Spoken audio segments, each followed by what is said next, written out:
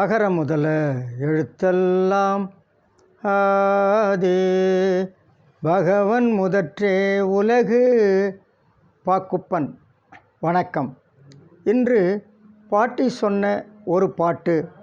சான்றோர் பெருமக்களே, மூதுரையில் இன்றும் ஒரு நல்ல பாடல்.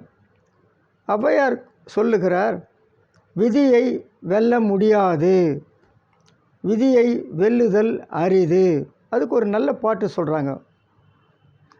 எழுதியவாறே காண் இறங்கும் மடநெஞ்சே, கருதியவாறு ஆமோ கருமம், கருதிப்போய் கற்பகத்தை சேர்ந்தோர்க்கு காஞ்சிரங்காய் ஈந்ததேல் முற்பவத்தில் செய்த வினை.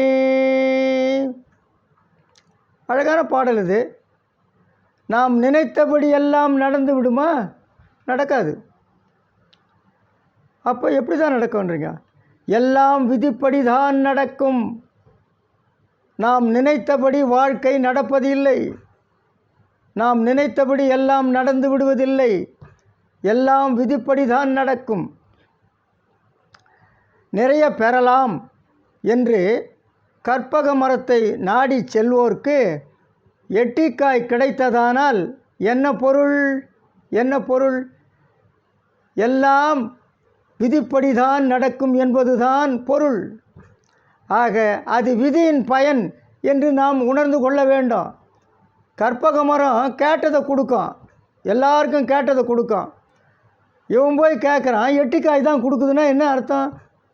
ஆக எல்லாம் விதிப்படி தான் நடக்கும், அது விதியின் பயன் என்பதை நாம் உணர்ந்து கொள்ள வேண்டும். விதியின் பயன் என்பதை நாம் உணர்ந்து கொள்ள வேண்டும்.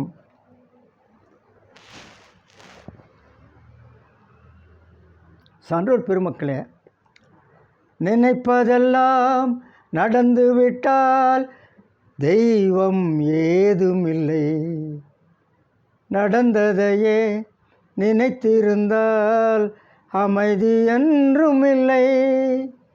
நன்றி, வணக்கம்.